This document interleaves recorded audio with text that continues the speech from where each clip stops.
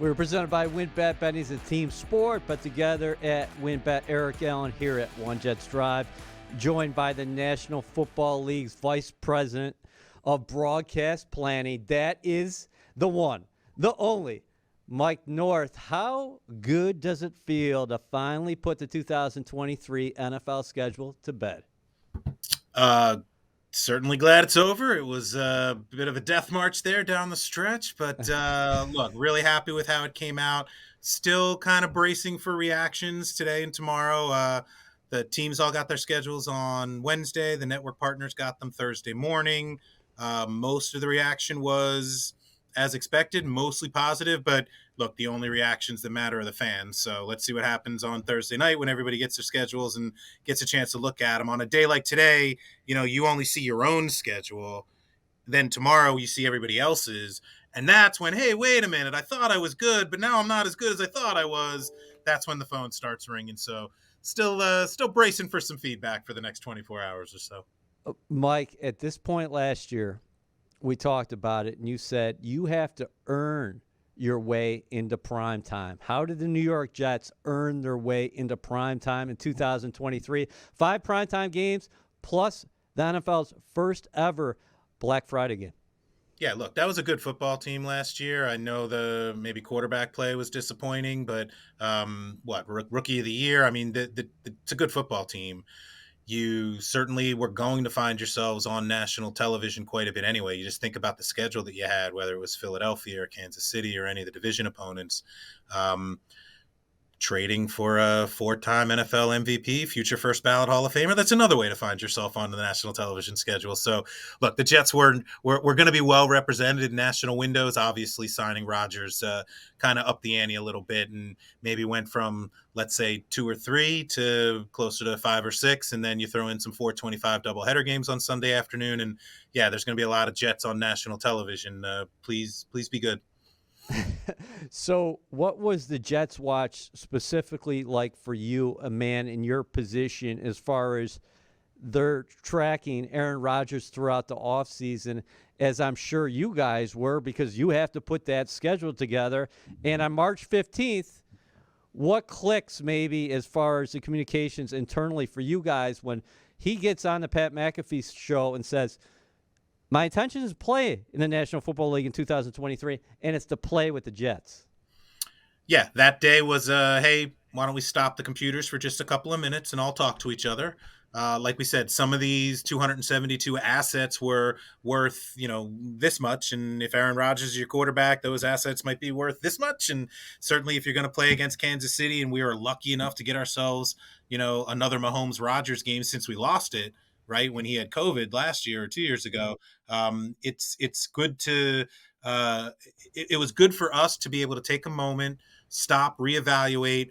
Part of this, we talked about it last year. It's part art and part science. The gut, the feel, the instincts. What game would I want to watch? What sounds like a football game? But there's some science to it too, and we're trying to do some predictive analytics. Who's going to be good? Who's going to be in a playoff chase? Which of these matchups tend to produce good games? And obviously, which of these games do we think are going to generate the higher viewership for our fans? So the predictive analytics had to shift a little bit as the social media buzz, as everybody started talking about Rodgers to the Jets. Everybody was just a little bit more interested in some of those Jets games. So sort of a one-day stop and restart and reevaluate. And if he is going to be a Jet, wouldn't it be great if we did this or that, or we can't do this now, and we got to make sure we do something like that later. And then it kind of dragged on a bit, didn't it? 3 weeks, 4 weeks. And at some point, we started to wonder, hey, if we get through draft and a deal doesn't get done, is there a chance this doesn't happen? And if it doesn't happen, should we maybe rethink some of the decisions that we'd already kind of committed to? So there was call it a hedge your bet plan if he hadn't gotten the deal done and the teams hadn't worked out the trade compensation. But grateful that they did, and we were able to stay on track and maybe even push it just a little bit further when you think about, the Monday night game in week 1 or Black Friday, like we talked about, or the 2 Sundays or the 2 ESPNs. There's an awful lot of really good Jets games. And if he stays healthy and the Jets stay relevant, I think it's going to be really good for our fans. What was your reaction Monday afternoon, 3 days prior to the draft, when Adam Schefter took to social media and said, hey, the trade is done. The Jets and the Packers have agreed to terms. The trade actually becomes official the next day, 2 days prior to the draft. Yeah, it was a definite sense of relief, and strangely enough, happened to coincide really quickly, right, with Lamar Jackson signing his deal with Mm-hmm. Baltimore. So you talk about two of the kind of open issues that we had. They got wrapped up for us, I think, within 24 hours of each other, and that was great for us to be able to kind of take that trepidation away. You don't have to worry so much anymore. Now we can just really grind forward and continue on the path that we were on, and try to land this plane for May 11th. Why Jets Bills in week one? And also, can you talk about the significance of having a New York team host a game 22 years after 9/11? Yeah, look, obviously we knew the date on the calendar, and we certainly thought it appropriate that at least one of the New York teams was playing on Monday night. We actually talked about having both of them play. I reached out to the Jets and to the Giants, knowing that they're playing each other in week 3 of the preseason. Would they be comfortable from a football standpoint turning around and playing each other again just a couple of weeks later when it counts? And to their credit, both teams said, yep, absolutely. If that's the right thing for the league, we will do it. So we absolutely considered some schedules that had Jets Giants as the Monday night or a week one. This is probably more than you're asking, but as we tried to solve the week one puzzle, obviously Kansas City was going to play on kickoff, and any Kansas City game would have been great television. There some must see TV right now. The next two probably most interesting, most likely to generate significant viewership opportunities was going to be any Dallas Cowboys game and Aaron Rodgers' first game as a Jet. And what we have in week one, as you know, is the double header for CBS and Fox. So they both have 4:25 Eastern time doubleheader games. That means every fan in the country gets 4 games on the opening Sunday of the season. What we try to do is balance for CBS and Fox. You don't want anybody to be too high or too low. You want CBS and Fox to sort of split the baby in week one. If one of them was going to get Dallas, then the other one was probably going to have a tough time keeping up. And if one of them was going to get the Jets, then the other one was probably going to have a tough time keeping up. So it stood to reason for us that once you got Kansas City on kickoff, how about Dallas in one primetime window and the Jets in the other primetime window? And where we came around was talking with our friends at NBC and ESPN. Dallas Giants Sunday night of week one seems to be a staple. We've definitely done that before. And then with the Jets, you can do Aaron Rodgers' first game on Monday night. He's got the whole day to himself. So you get kind of the ESPN hype machine starting in the morning with the talk shows all throughout the day with the radio and the podcast and the website and everything else, just kind of pointing towards, Aaron's first game as a Jet. Love the idea of like the whole country focused on that one. You do it on Sunday night and you've got 8 or 7 games earlier in the day and you're just kind Right. of squeeze it in at the back end. This one, you kind of get that whole day kind of focused on his first game. What did he look like in the preseason? Did he even play in the preseason? I love the idea of having a New York home game and Aaron's first game. And of course, playing Josh Allen and the Bills. I mean, every division game in the AFC East now means just a little bit more. And so having one of those week one is great. And you come back with the other Bills Jets game, a couple of months later, also in a national window at 4:25. Yeah. As a guy who works there in the city and lives around here, what do you think the environment's going to be like at MetLife? And how big of a stage is that for the Jets? And what does it say about how far they've come that they will be playing Monday Night Football standalone game against the Bills in week one? Look, every city in the country just feels bigger, feels buzzier. People are happier when the football team's good. So certainly here in New York, we got 2 football teams, and there was that stretch there through about October, mid-November, where they were both good last year, and everybody started getting excited. It reminded me of the days, whatever it was, 15, 20 years ago when we got into December and it was pretty obvious they were both going to make the playoffs, and we started talking about, hey, what happens if they're both hosting championship games, right? Like you do one Saturday, one Sunday, one Monday. I'd love for that to be a conversation again. That would be a fantastic problem for the NFL to have, the Jets and Giants both being good. It's good for the NFL. It's good for our media partners, obviously the biggest market in the country. The schedule makers look smarter when the Jets and Giants and Rams and Chargers and Cowboys and Bears and Niners all are playing well. That might be a little out of our hands, but certainly hope to take advantage of it if we can. How about the thought process going into week two? The Jets coming off the short week, going to Dallas. Were there a couple iterations from the computer that spit out the Jets maybe playing prime time at some point with Dallas? And why was the doubleheader window the way to go for you guys? Yeah, look, to us, the Sunday afternoon doubleheader window on CBS and Fox, the Sunday night games, the Monday night games, even the Thursday night games now on Amazon, those are all big windows for us. Those are all good landing spots for our best games. We've got the Jewish holidays in there in weeks 2 and 3, so trying to manage the Jets and Giants fans who should be home and at what time. Just didn't really feel right to have the Jets come off of that big Monday night game and then turn around and play a 1 o'clock Sunday afternoon game that might only be available in 15% of the country. What if Rodgers has a monster game and throws for 400 yards and 4 touchdowns and he's the biggest story in the league?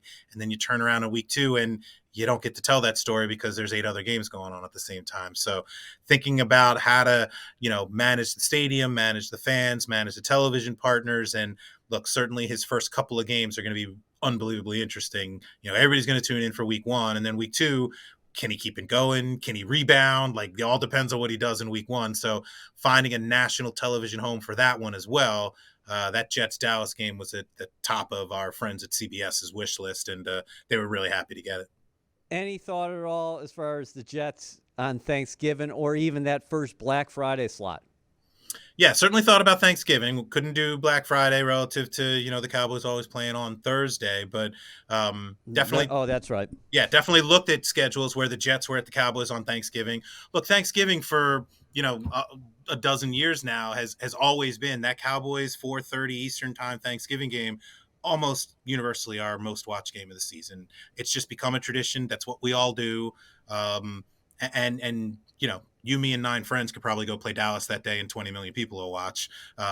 Better if somebody other than that goes in there. And we sent the Giants in there last year. Remember, at this time last year, not sure anybody was expecting much out of the Giants, right? They were off a relatively disappointing season. So having the Giants go to Dallas last season, do whatever it was, 42, 43 million viewers, kind of showed us, we always knew there was a floor. That might have showed us where the ceiling was. Like, you could really generate a pretty significant viewership number on Thanksgiving if you're lucky enough to get a big team with a big national following, and they thankfully could play a game that's decided in the final drive of the game. Like, that's a recipe for good viewership. So we looked at Jets Dallas on Thanksgiving. We looked at Philly.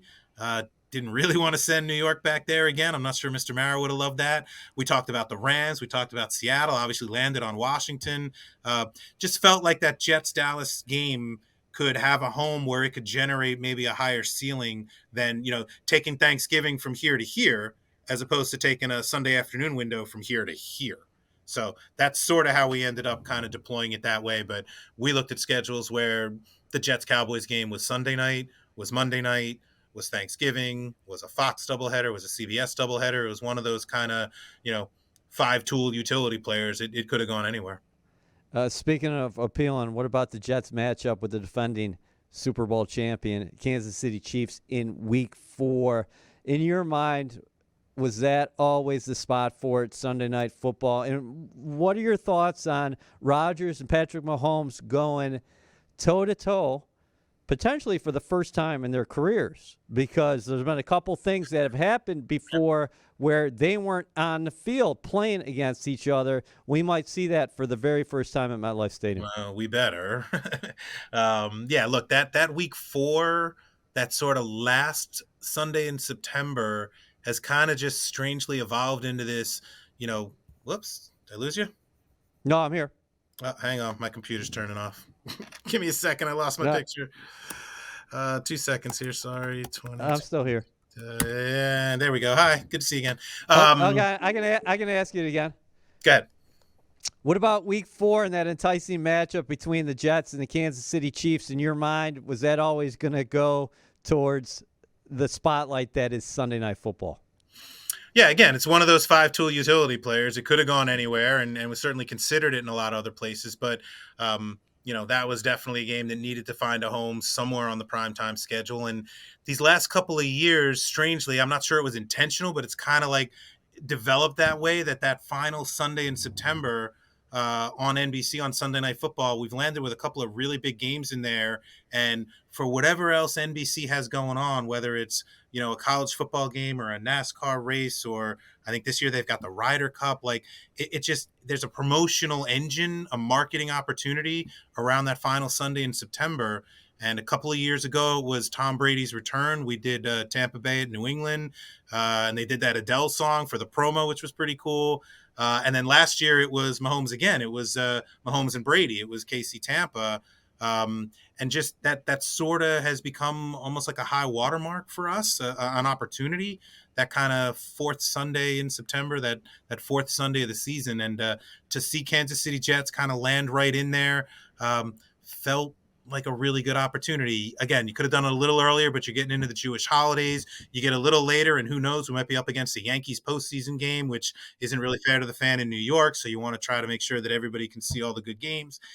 You wait too long, and maybe you missed your moment, right? What if, heaven forbid, somebody got hurt or somebody's scuffing a little bit and isn't having the season you wanted?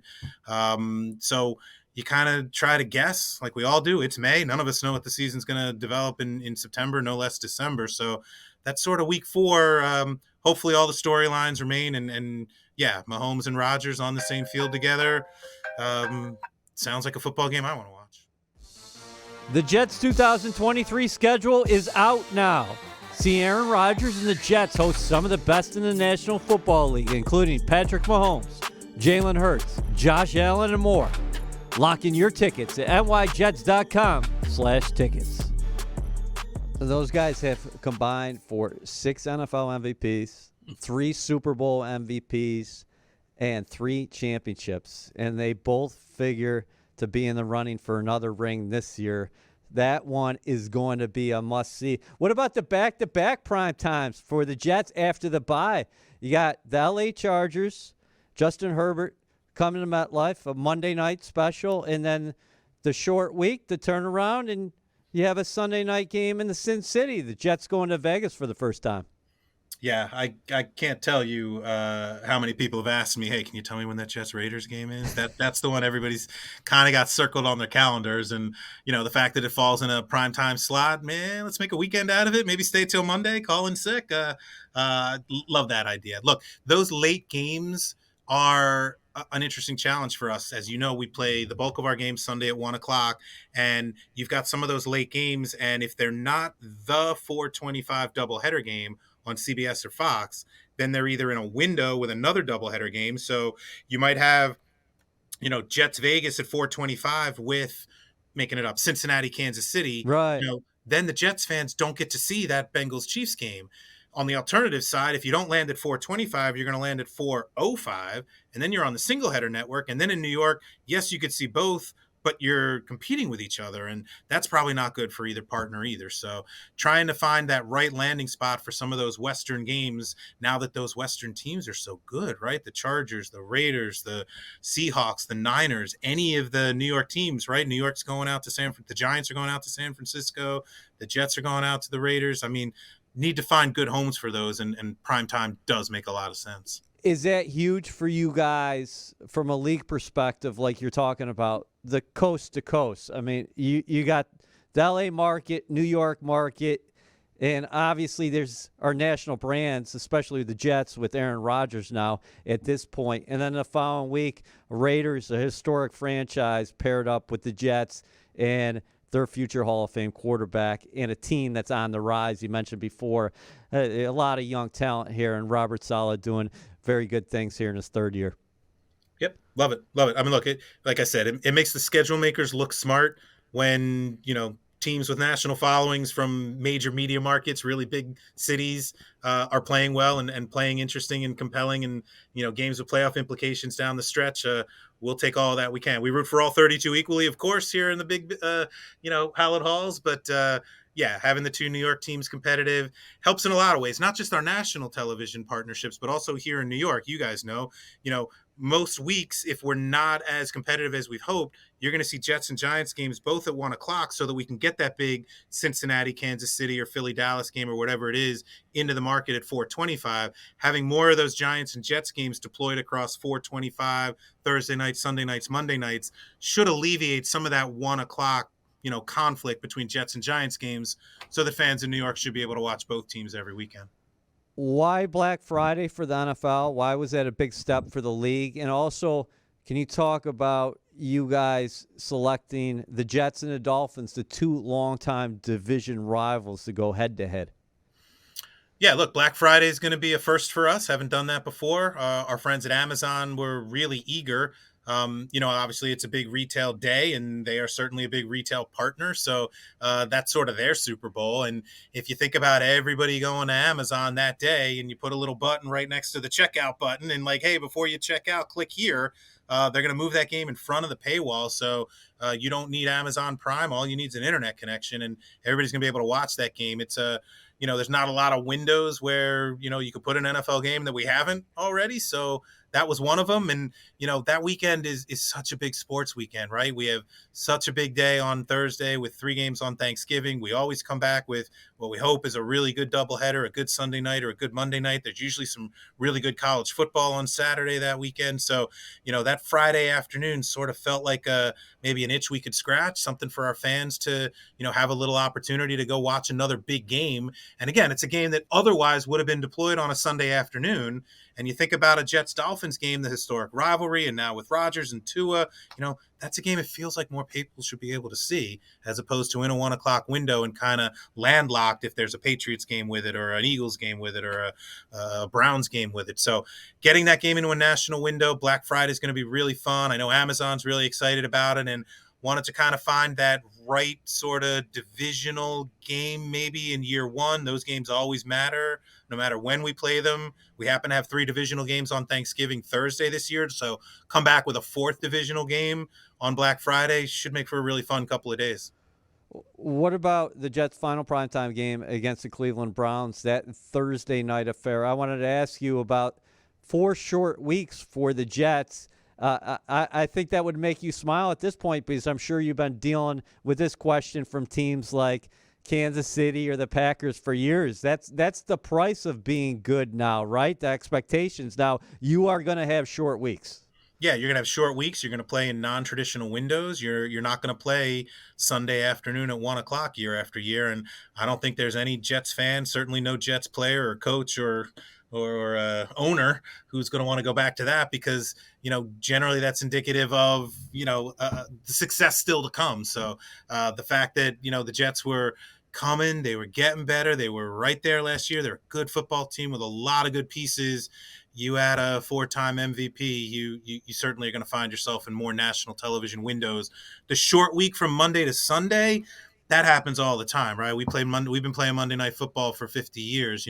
Monday to Sunday is a thing in this league, and generally speaking, the data, the analytics don't really show that there's that much of an advantage for a 1-day rest disparity. The short weeks on Thursday, it's only been a few years that we've had this full season of Thursdays, so we're all still kind of learning. It's a limited data set, but we're keeping an eye on it. But when ownership voted last month to allow teams to play multiple short weeks like this, multiple games on a Thursday, this gives us the opportunity to put a team like the Jets, a team like the Steelers, a team like the Bears on 2 short weeks. Still cognizant about where they are. They shouldn't be too close together, and we should spread them out. We should have the bye week in there somewhere. They should get, the mini bye after both Thursdays plus the full bye week. And hopefully those have been staggered, in enough of a way that, guys can get their rest, guys can recover. And yeah, we met with our friends at Amazon this morning, and one of the highlights of their schedule is seeing 2 Jets games on Amazon. That sends a pretty good message to their partners and to their advertisers. I'm not trying to stump you here, Mike, Uh-oh. but the Jets play 10 of their first 15 games at MetLife Stadium. That's 67% of their games. Do you think that's ever happened before? Because you got the 9 home, right? you got the 9 home games, and then you have the Giants game where technically the Jets are the visitor.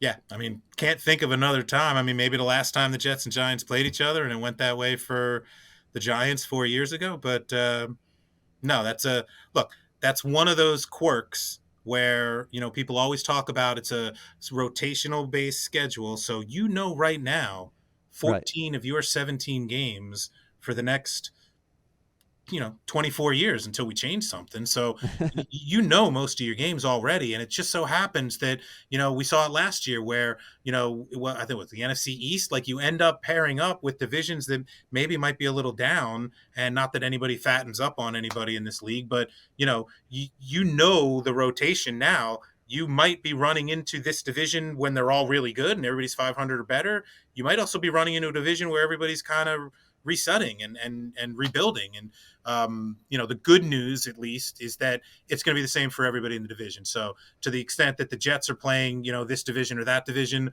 so are the Dolphins, so are the Patriots, so are the Bills. So you don't get that wild fluctuation. There's only 3 games now that are standings based. And even that kind of changes, right? Sometimes you run into a standings based game that you say, hey, that team was much better than their standings last year. And other times you catch a 4th place guy and you're like, they got really good, or they traded for a 4-time MVP quarterback. So there's only a couple of games that are impacted by the standings now, those ones versus ones, and the rest of them are known, years and years in advance. Just so happened that this one happened to coincide for the Jets with a road game at MetLife against the Giants. You'd hope they take advantage of it. Yeah, it's fascinating because you got the 9 home games and you're done with your home games after week 15 or week 16 this year, I should say, because obviously you finish up with Cleveland and then New England. How about we talked about the Jets playing in primetime and being in that doubleheader window this year? I mean, I believe the Jets are in the 4 o'clock hour 6 times. And then the interesting thing about the way they close, Mike, you have in December, for those people who do like the 1 o'clock starts, it's Atlanta 1 o'clock, Houston 1 o'clock, at Miami 1 o'clock, Washington at home 1 o'clock, and then at Cleveland, at New England. So fans who are into the 1 o'clock start and want to bring their families out, you're going to be able to partake in that in December here. With an asterisk, right? That's what flexible scheduling let's is get for. to that too. With an asterisk. So, we have certainly put an awful lot of Jets games on national television and in primetime, but there's still room for one more. So, if you find yourself where Houston or Atlanta or Washington is maybe a little bit better than folks are projecting right now, and you get to December and, like we said, Aaron Rodgers is throwing for 4,000 yards and 50 touchdowns, and, the Jets are in the mix for the division and a 1 seed, finding one more national television game for the Jets wouldn't be, outside the box. Wouldn't be too much outside of the question. No doubt. But as we stand here today, only one of their games could be flexed. One of their games can be flexed because they've already reached the maximum on the Thursday nights. So go ahead. We don't even have flexible scheduling yet for Thursday nights. Ownership discussed it, I should say, a month ago, and they may discuss it again in Minneapolis in a couple of weeks. So there's no flex yet for Thursday. If there were to become flexible scheduling for Thursday, the Jets wouldn't be eligible to move to another Thursday. They've already got their 2 short weeks, but there's still room for another Jets game to move to a Sunday night. We've got flexible scheduling now for the first time for Monday night. But as you look at the schedule, I don't think the league was, reckless or too risky with some of those Sunday night and Monday night games late in the year. We're not looking to flex with any good fortune. The crystal ball was clear, and the games that we chose for those primetime windows in December are going to have playoff implications, and we're going to keep them right where we scheduled them. But, you never know. That's the way this league works. And if you find yourself with a game in primetime between 2 teams that just aren't having the season that they had hoped to, we're not doing them any favors by leaving them in a national window. We're not doing their fans any favors, asking them to come out at night. And we're not doing, the rest of the country any favors having this be our primetime game, especially if there's a good game sitting there, at 1 o'clock or 4 o'clock on a Sunday with a bunch of other games around it that you might not be able to see it otherwise. So let's take that game out of Sunday afternoon, move it to a national window. Those teams have played their way into additional primetime exposure, and we'll take the 2 teams who were originally scheduled for the nighttime, and we'll move them back to Sunday afternoon. Better for them, better for their fans. All right, we were putting that in pencil. 5 primetime games. Definitely the Friday, Black Friday special against the Miami Dolphins. The Jets hosting the Miami Dolphins at MetLife Stadium How many computer iterations this year? You told me last year was more than 100,000. Yeah, it was similar. It's a little different this year. This is probably more than you care to know, but with the added flexibility now, where the AFC is the road team, no longer is by definition a CBS game, and the NFC is a road team, no longer a Fox game. For decades that's the way it worked. And so if the league wanted to take a game and move it to prime time, Sunday night, Monday night, Thursday night, you were literally taking it away for CBS and Fox, and that was actually a takeaway. It was in the network television contracts. It was in our ownership resolutions. Like, there was a limit to the number of times you could take away a game. That game belonged to CBS. And if you wanted to take it away, you couldn't then take away that one or any more than this many. That's all gone now. Every game's a jump ball. Every game's a toss up. So we had a lot more options. And like we were talking about before with some of these, 5-tool utility games, to be able to consider the same game for Sunday Night Football, Monday Night Football, Thursday Night Football, Fox doubleheader, CBS doubleheader, that's a lot of extra grinding for the computer. That's a lot of extra nodes in the search tree. So it took a little longer for the computers to run. So the good news is the schedules that they found were better. The challenge was having to be patient and wait for them, and that's just not the way we work. So it was a challenge for the humans to kind of like wait for the computers, and you never know. Oh, is this as good as I could do? Should I turn it off? No, let me wait 10 more minutes. Let me wait 10 more hours. Oh, geez, I could let them run another month, and who knows? Is there a better schedule out there? Probably. Define better.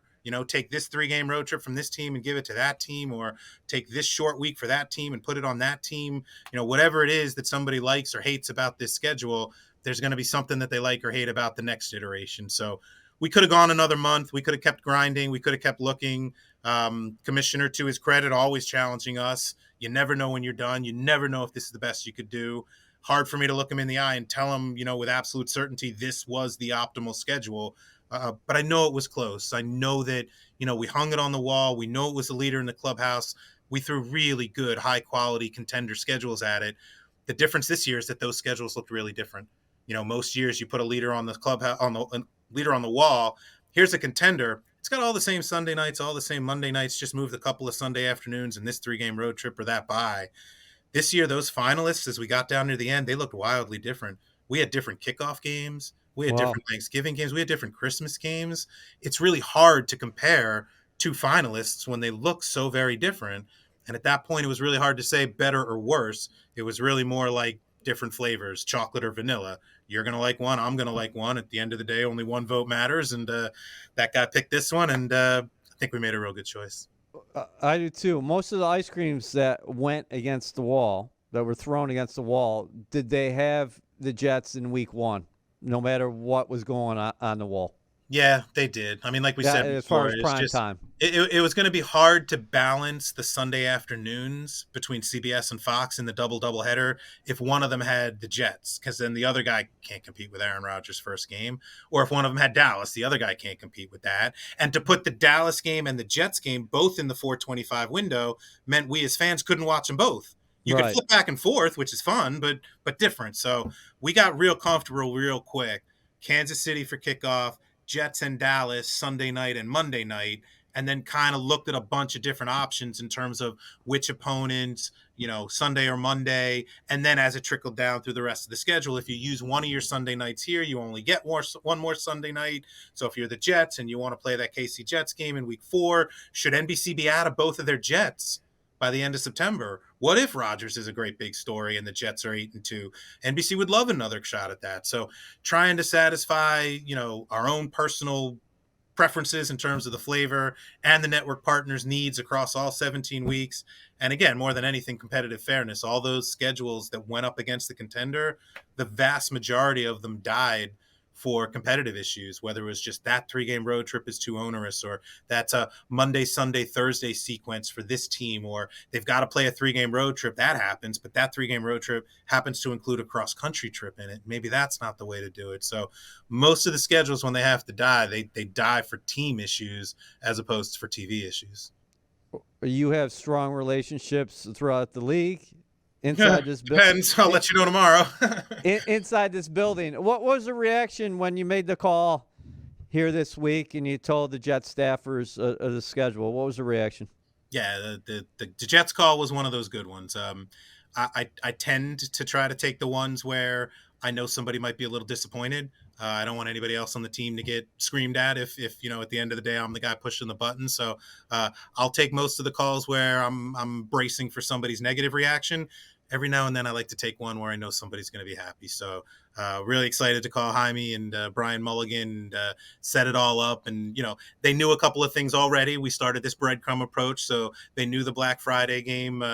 The internet might have gotten a hold of maybe one or two of their other games, but to be able to give them a call and give them really what amounts to such good news, right? Everybody, those guys, they live and breathe. Every Sunday they live and die every Sunday, and it's hard, year after year. To be chasing and chasing and chasing and not quite getting there, and to feel like you're that close, to feel like you made a move that was really going to be a difference maker, and then to see the league office react to it accordingly and reward, not just that move, but your success from last year and some of the other roster building that you've done. I think they were really excited. I think we're pretty excited. And look, out of our hands, we'll see what happens once the season starts. But as we sit here on May 11th, feel really good about this schedule and feel really good about the Jets' contributions to this schedule. Well said. Well, Mike North, the Jets were only a matinee show last year, but they will be a primetime act 5 times in 2023 and a Black Friday special as well. We enjoyed it. We always like catching up with you. Make sure you get some sleep and some rest this weekend. I know it's been a stressful time, but no, all it's good. always Thrilled fun. to be a part of it. Unbelievably grateful that they still let me in the building. No less get to play a role in such an important project that everybody's so excited about. I mean, you and I have been doing this long enough to know schedule used to come out kind of middle of April with no pomp and circumstance. Yeah. You get a call on Wednesday like, hey, it's coming out tomorrow. And like, okay, you take the schedule and away you go. Now you see kind of the social media arms race where everybody's doing something and everybody's got their, team parties and you could really make an event out of it, which is awesome. And I love that people care. I love that they're so interested, and unbelievably grateful for the team that we have here. Ani Bose, Blake Jones, Charlotte Carey, Lucy Popko, working with Howard Katz, Hans Schroeder, Brian Rolap. I mean, these people have been living and breathing this process for 14 weeks and really, really challenging each other to find that magical, mythical, perfect schedule. I'm not sure we did, but I hope we're close. And now it's kind of up to the guys on the field. And I hope everybody stays healthy. And I hope everybody's 8-8 going into week 18 and still in a playoff chase. Well, we hope to see you week 1 at MetLife Stadium. I'll be there. Jets, Bills, Monday Night Football. Mike North, Vice President of Broadcast Planning for the National Football League. Have a good one. Thank you. Appreciate it.